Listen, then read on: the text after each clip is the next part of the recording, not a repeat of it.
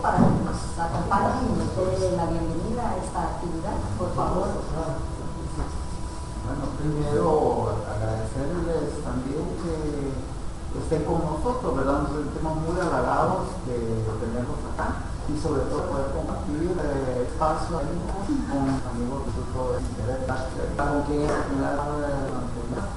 cómo se va a entender es un valor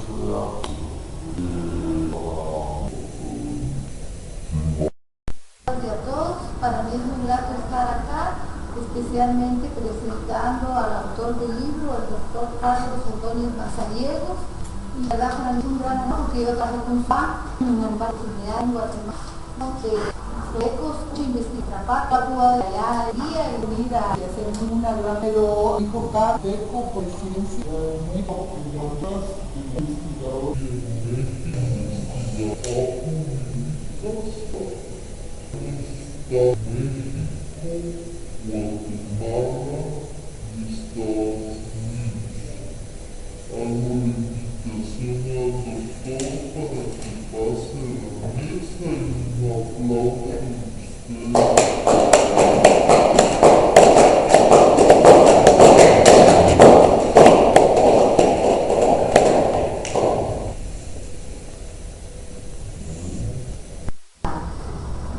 Filosofía de la Universidad Rafael Landívar y también es graduado en antropología en la Universidad de San Carlos. Actualmente es investigador de México y cuando pues es siendo tiene la pandemia. Estamos Silvia de Campaña en ingeniería se egresado de la economía, sobre tierra, todo su gestión de recursos y el programa de estudios rurales y territoriales de la Facultad de Agronomía de la Universidad de San Carlos.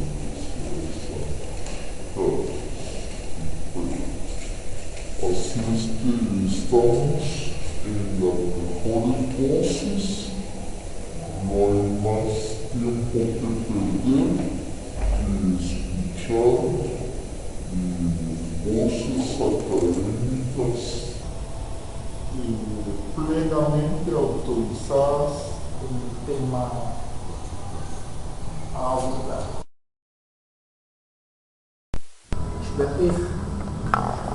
Les he saludado en cliché y he dicho muy buenas tardes. Es un honor para mí hablar del pueblo de Totonicapán, siendo originario de San Francisco de Acto, Guerrero que el pueblo de idiomas, mucha relación con muchas. Entonces ustedes desde les voy a Totonicapán conocidos a mí hablar de sus pasos por el Perú. del año 2012, en donde nuevamente Totonicapán se hizo presente para manifestarse en contra de los abusos de Peñarhuat y otros problemas que estaba dando el tema de clasificar el estéreo. En las lógicas de la gente pone acá a muchas, y en eso el gobierno fuera más voces como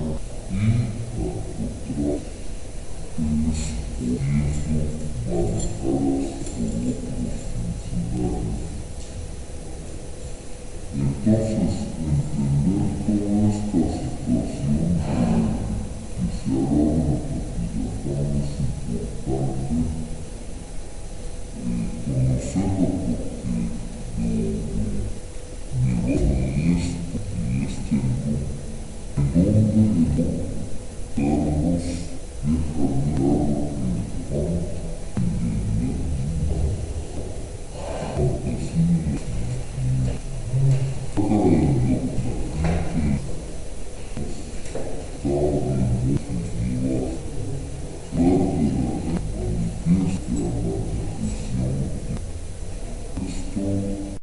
deja mirado del nivel primario sobre la pertenencia étnica de los niños que estudian en ese centro, él contestó así: por decisión de los padres de familia, todo lo que estudia en escuela se identifica como de discriminación, tanto con los que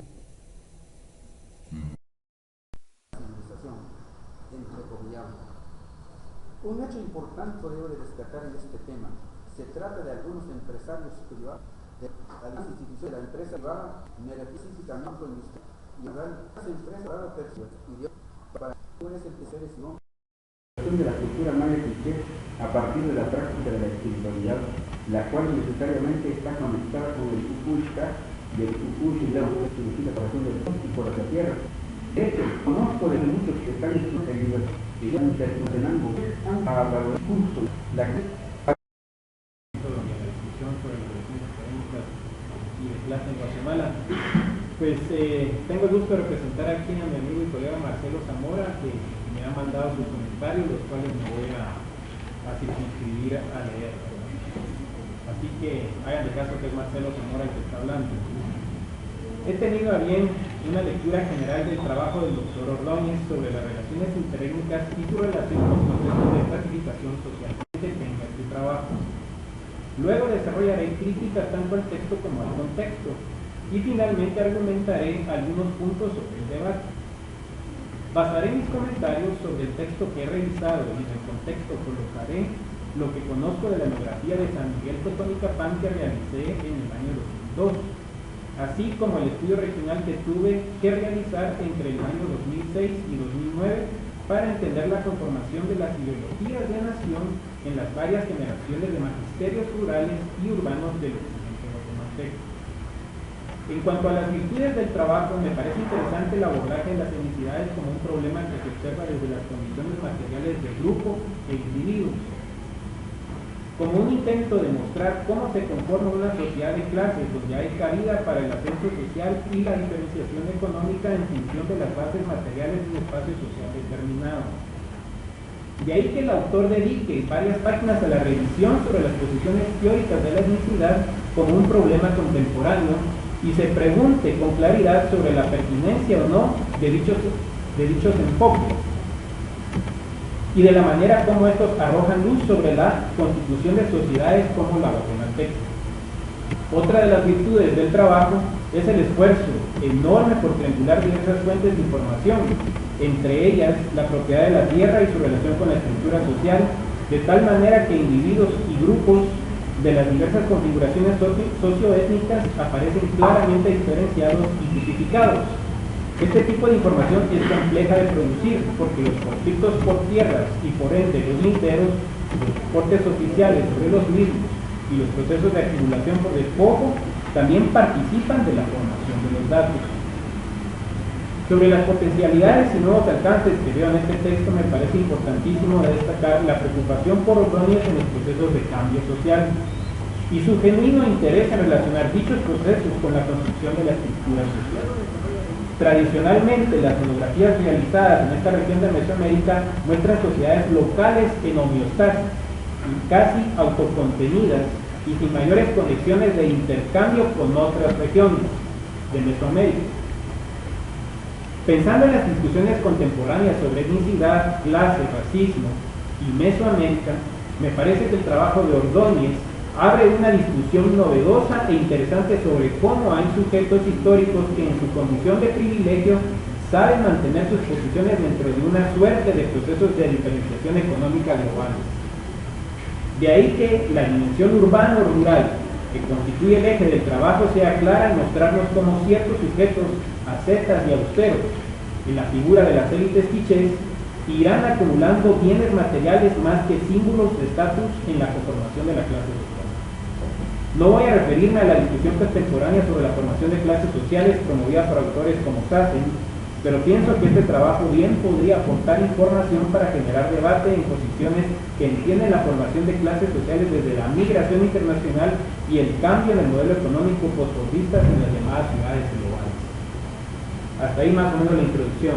A continuación el texto está dividido más o menos en tres partes. Empiezo a comentar la primera parte, a leer la primera parte que lleva el título sobre el texto. Pasemos revista ahora a los problemas metodológicos que plantea un estudio de este tipo con la ambiciosa tarea de relacionar la sociología cultural de las relaciones interétnicas dentro de un proceso claro de fragmentación social. El principal problema metodológico del trabajo consiste en no aclarar al lector desde el inicio cuál es su propuesta. Parece partir de una visión materialista histórica, De ahí que el tratamiento que hace de la cultura refiera más a un proceso histórico que a la reproducción de determinadas formas de vida. De ahí su preocupación por generar una explicación de tipo realista y de no enfatizar la beta nominalista de las representaciones sociales, un objeto clásico en las antropologías del siglo XX. Es decir, el autor está preocupado por la verdad más que por los discursos. Con esta tesis en mente, pasemos revista al texto que ha quedado ya para la posteridad. Sobre el enfoque de lo étnico. Primero hay que mencionar que no se entiende con tanta claridad la propuesta metodológica propia del autor. La interesante revisión teórica referida a las etnicidades como forma o contenido de las relaciones de clases se trunca con la entrada de la descripción etnohistórica, demográfica, histórica y sociológica de los siglos XVI al XIX. La dicotomía indio-ladino, expresada en términos locales, como le llama Ordóñez al locus de las relaciones interclases, no es un concepto que se problematice. Véase la página 93. Y parece estar referida a un fenómeno socioespacial, pues el cuadro 1 muestra cómo la población rural casi se triplica, mientras que el casco urbano mantiene sus dimensiones al menos durante la última parte del siglo XX a la fecha. No se enuncia con claridad el punto de partida del autor en cuanto a su marco conceptual, por lo que dificulta la lectura y la comprensión del documento en cuanto a la organización y la propuesta general de las consideraciones socioéticas. Quizás si se aclarara desde qué perspectiva antropológica sociológica irá conformando su objeto de estudio los temas clásicos de las relaciones interétnicas, las relaciones de clases, clasificación y reproducción social, estas podrían relacionarse entre sí de forma más dinámica. Supongo que es mi deformación profesional antropológica desde donde me sitúo, dice Marcelo, pidiendo que los datos sociológicos permitan la conexión teoría antropológica, no tener que ir a la a la realidad altísimo factores.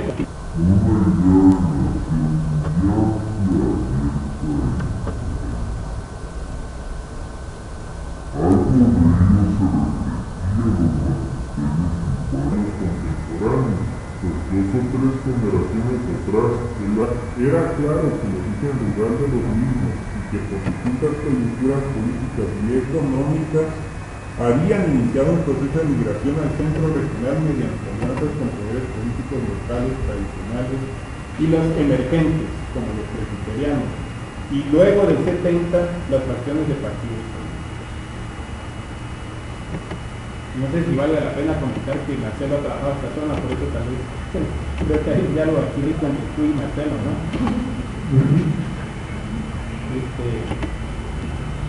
Sin embargo, la etnicidad política sí es un fenómeno de la administración y se quiere agregar decir al texto ya presente estas relaciones regionales.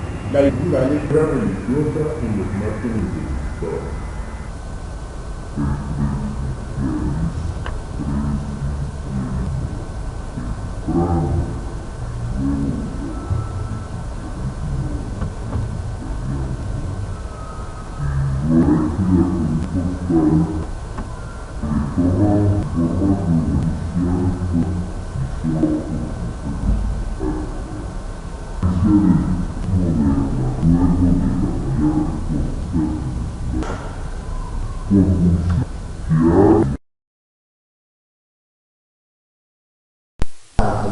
Esta gentileza que han tenido en invitarme a comentar este magnífico libro de Carlos Salvador Ordóñez, a quien conocí a través de su padre, nuestro distinguido doctor José Emilio Rolando Ordóñez y Fuentes.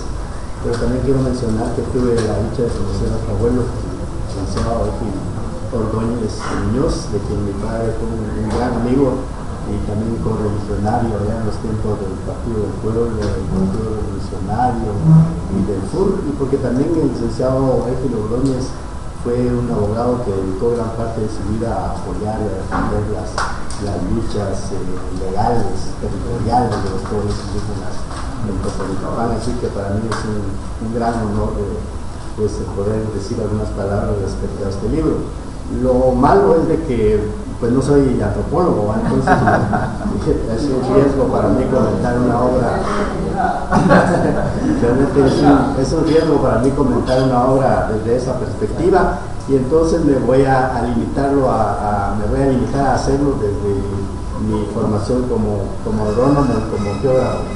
Así es de que, en primer lugar, yo creo que estamos frente a una obra que, en primer lugar, nos plantea una visión interesante y un marco conceptual, creo yo, muy rico para abordar las relaciones interétnicas, vistas estas no solamente en función de las fronteras culturales y las diferencias entre los grupos, sino principalmente en función de sus interacciones. Yo creo que era Max Weber el que decía que aunque los individuos se sientan como nacionales, en realidad están más alejados unos de otros por cuestiones de origen. Y por lo tanto creo que lo que Ordóñez nos invita es a tener una lectura un poco más desde la perspectiva de cómo esas relaciones interétnicas de alguna manera se sitúan en términos de las interacciones, de los apoyos, de las sinergias y, por qué no decirlo, hasta de la solidaridad que los diferentes grupos étnicos manifiestan en casos determinados.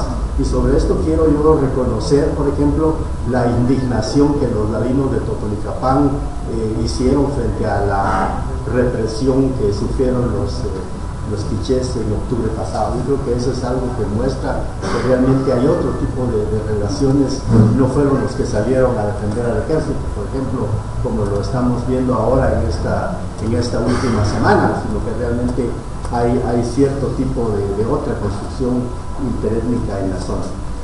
Y yo creo que Totonicapán, escogida como el área, digámoslo, de estudio de este libro, realmente ofrece esa posibilidad, ¿no?, de entender cómo es que se van construyendo esos ideales de una nueva construcción social, de interacción interétnica, de más comprensión, de más equidad, de más horizontalidad. Pero tampoco debemos de ser tan incautos de reconocer o de pensar de que se han borrado o que ya no existen esas otras expresiones, digamos, basadas en la discriminación, en la exclusión, en el racismo, que quiera que no, a pesar de todos esos cambios que han ocurrido en Totonicapán, todavía siguen siendo muy presentes. Yo creo que eso sí tenemos que reconocerlo. Sin embargo, yo me quiero circunscribir a dos elementos que me llaman la atención de esta obra. El primero tiene que ver con el llamado ascenso quiché, y el segundo es su contraparte, ¿verdad? El declive o el desempoderamiento latino, en qué consiste y por qué se da. Sobre el ascenso quiché me parece interesante el abordaje que plantea Carlos Salvador, en el sentido de que ha sido un proceso gradual y consecutivo, que de alguna manera se da tanto en los planos económico, político y cultural, pero que de alguna manera están interconectados. El autor nos indica de que este ascenso ha sido posible porque, en primer lugar, los quichés lograron salir muy temprano de esa sujeción colonial.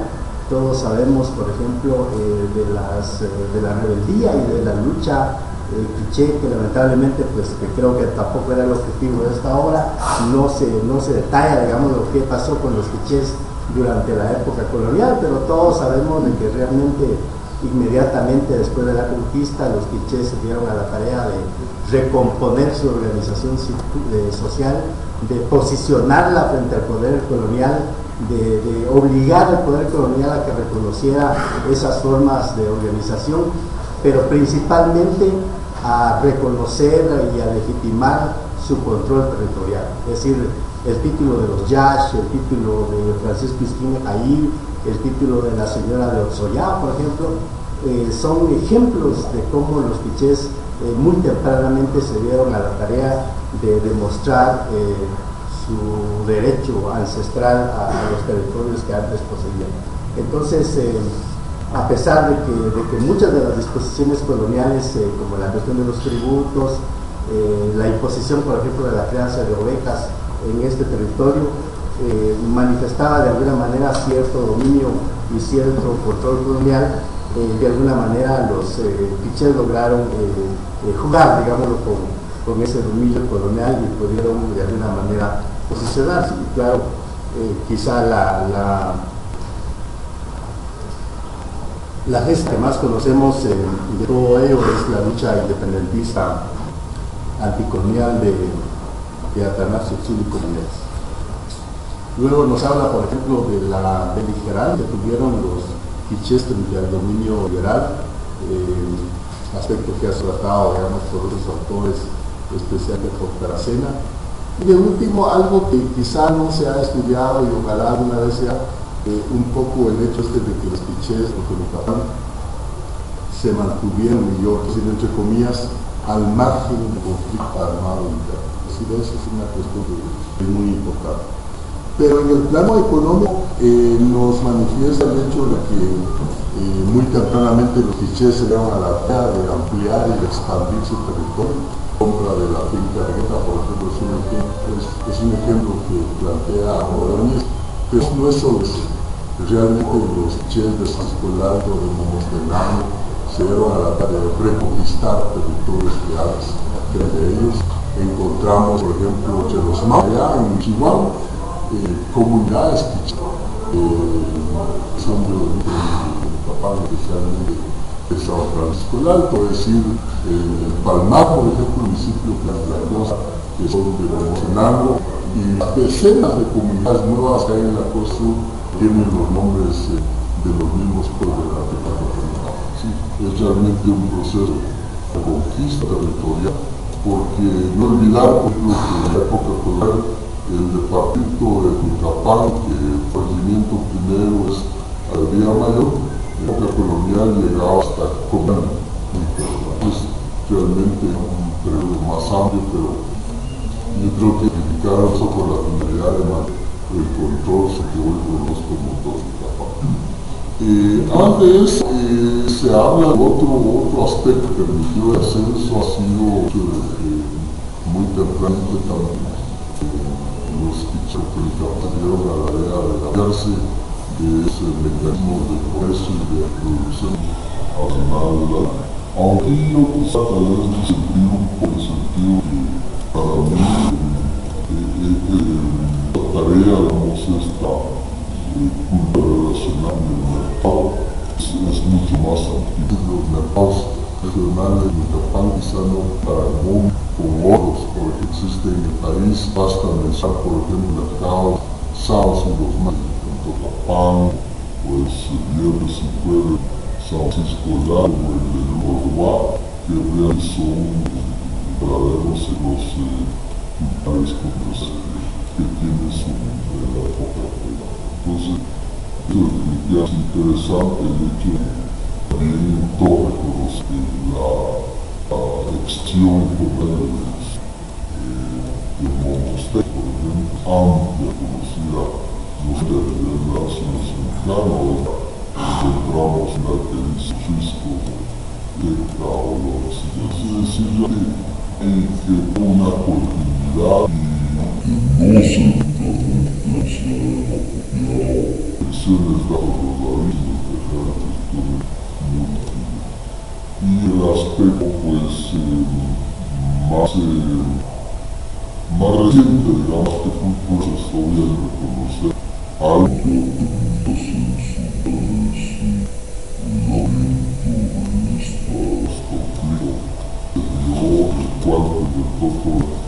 aprovechar que carecen de los apoyos de la acción internacional, que haya implicado organización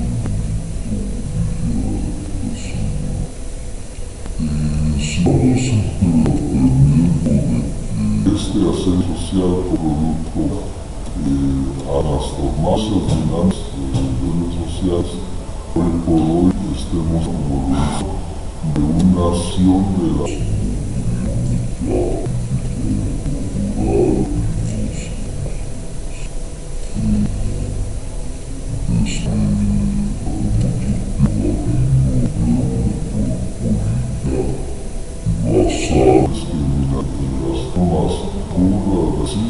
ahora nos ha sido rechazado debido a ese asunto y pues son los quicheros que probablemente han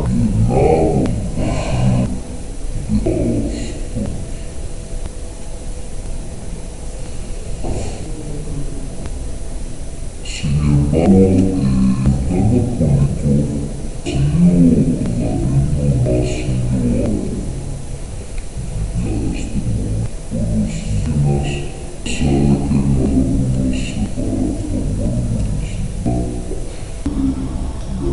ideas madres del polígono, incluyendo salido encabezado desde el Real Río, digamos, tomar el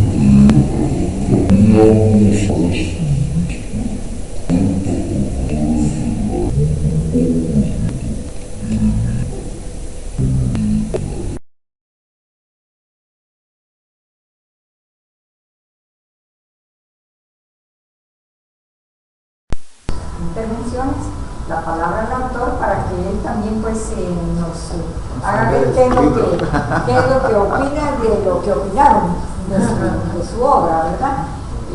Así que este es el momento en que les cedo la palabra a los que quieran hacer algún comentario o algo relacionado a lo que han escuchado, lo que quieran decir. Buenas tardes, mucho gusto. Mi nombre es Esteban Gómez, soy de sector de Quiché. De alguna manera comparto esta identidad de Quiché, ¿verdad? La información pues está en proceso de hacer arqueólogos. Bueno, yo creo que la identidad tiene que ser vista, o sea, por lo que voy entendiendo, ¿verdad? El libro de alguna manera tiene varios índices que hablan sobre la identidad y esta percepción tiene que ser vista de una forma amplia. Bueno, la arqueología en este caso hablo de lo que yo más o menos he formado, tiende a ser muy técnica, ¿verdad? Y no se socializa.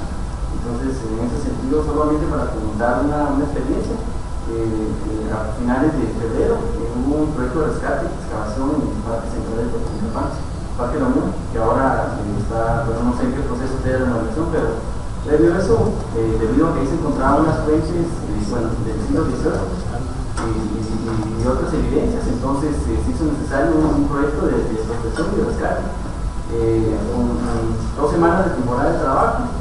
Bueno, aunque hay otros intereses políticos bastante fuertes, porque se nos estaba apresurando de una forma más, ¿cómo decirla? Una presión intensa, ¿verdad? Con tal de terminar el proyecto para ejecutar la obra, etc. El punto es que se encontró mucha evidencia desde el prehispánico, pasando por lo colonial, llegando hasta lo actual.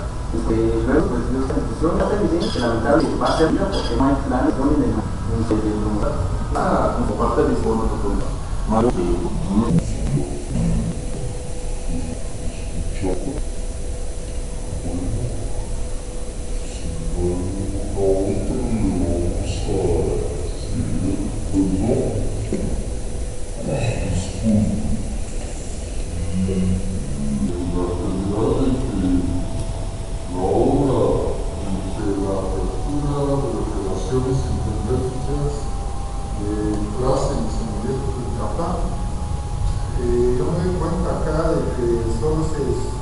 circunscribe más que todo en Lagos Baja, la presunción de acuerdo al título. Sin embargo, lo que he escuchado va más allá, ¿verdad? Ya que toca puntos específicos de lo social, económico, político y también el rescate a la cultura. Y me ha interesado mucho, por ejemplo, como la educación bilingüe, ¿verdad? Yo considero que esto ha sido siempre una transición desde hace mucho. Sin embargo, el pueblo quiché como tal, pues ha ido al rescate desde hace mucho también y ha tenido una resistencia por conservar el idioma. Es tanto así como mencionaba uno de los expositores, por ejemplo, de Zapacapa, y se habla el idioma quiché, una variable podría ser acá por Baja de la Paz también, donde hay una comunidad, un municipio entero, ¿verdad? Como es el pueblo Achí, que también es el quiché con una variante, y en fin, yo creo que de todas partes, en Sololá, en San Santa Clara, y en parte del litoral del Pacífico también se habla de quiché, entonces va más allá. Y lo que llama la atención también en Yucatán son las situaciones que vienen de raíz a través de los apellidos, ¿verdad? Son poblaciones de las que se identifican por los apellidos. Por ejemplo, hay comunidades en las cuales son artistas, son músicos, y han trascendido a nivel local, nacional e incluso internacional, y muchos de ellos ya esparcidos en nivel república y más allá de las fronteras. Y esto pues da esta cierta caracterización al pueblo quiché como tal, ¿verdad? Y también en lo comercial hay tiendas en El Salvador, por ejemplo, en Dallas, hace poco fui a un viaje y hay una tienda precisamente de gente, ¿verdad? Entonces yo considero que se han expandido, es decir, han trascendido las fronteras. Entonces a veces nos cuestionamos, ¿verdad? Y esto impacta a veces. ¿Será posible una educación bilingüe, pero que sea un idioma internacional, o seguimos con el rescate nuestro que ya está ahí? ¿Verdad? Yo creo que la gente va más allá. Es una gente progresista que va rompiendo los sistemas en los que se ha estado, ¿verdad? Yo considero que son aspectos a tomar en cuenta en el futuro, porque si hay una evolución en ese sentido. Muy bien, muchas gracias. Bueno, felicitaciones por esa obra. Y yo tengo una pregunta, una curiosidad. Yo conozco la fuerte organización de los 48 cantones, y como ahora las transnacionales no les importa nada y por todos lados buscan licencias mineras, ¿se ha oído algo sobre minas en Tehuacán? Porque yo no sé, pero me imagino que si llegan a tocar algo en los territorios de Tehuacán, los 48 cantones, entonces van a quedar quietos, ¿verdad? Y entonces me entró la curiosidad, tal vez en esto, si se tomó algo. ¿Alguna otra pregunta? Yo solo quiero comentarles que sin duda tener esa opinión tan variada en la experiencia de ustedes ha sido como muy enriquecedor, ¿verdad? Y reafirma esa capacidad que tenemos como de aprender con esa complejidad que los fenómenos pueden presentar, ¿verdad? Es que las más que el Estado pero perdió que vamos a crear de ustedes para actividades donde con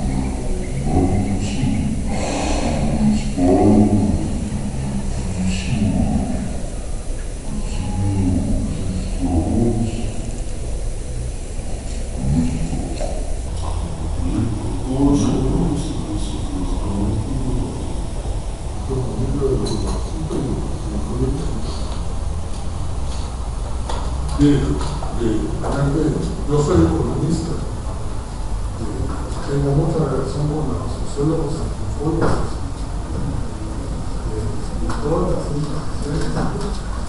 yo soy protagonista de mi generación. Yo voy a hablar por mi generación. Nosotros nacimos al final, cuando empezó la primavera democrática de este país, y estuve en la ENRO del año 62, 63 y 64. Pude ver que ahí sí que sentir un carne propio, ¿cómo?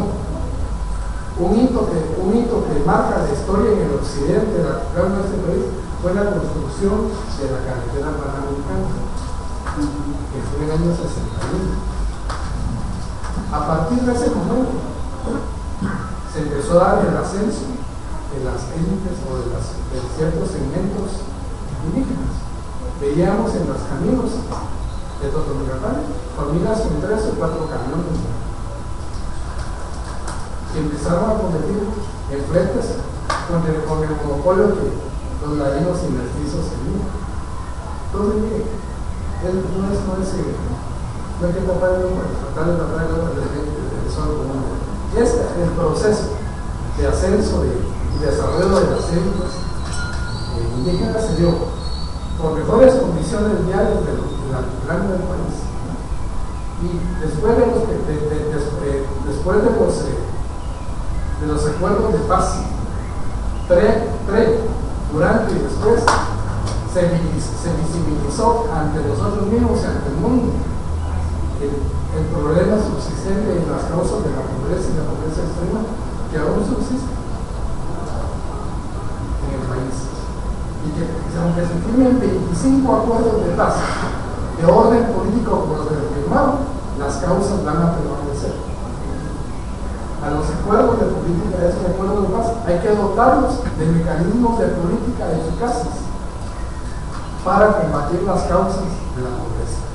Si no, vamos a seguir al infinito, al paso con esa problemática. Realmente la coyuntura en la que estamos viviendo no es tan propicia como la presentación de esta obra. Yo he estado leyendo últimamente la obra de Tepapá, que la publiqué en Yara, y yo amo a todos, es una ventana a la cual tienen acceso todos los totonicapensas por medio de internet, en la cual el doctor Ordóñez y Fuentes se refiere hace un análisis muy maduro y muy balanceado de las causas del movimiento que le tocó comandar a Atanasio Chul y a Lucas Aquirán, hoy Aguilar. Ahí aparecen las causas. Realmente, esto no se le puede considerar, según el doctor Ordóñez Fuentes, como una simple revolución indígena. Tiene un trasfondo y raíces mucho más profundas. Yo les sugiero que accesen a esa obra. Pueden entrar por Google, por internet, y a los que quieran inscribirse en YAAP, en Yoahuacato, están al acceso. Lo que sí hay que tener es una computadora y acceso a internet. Por último, no está por demás felicitarte, realmente tu papá está muy orgulloso.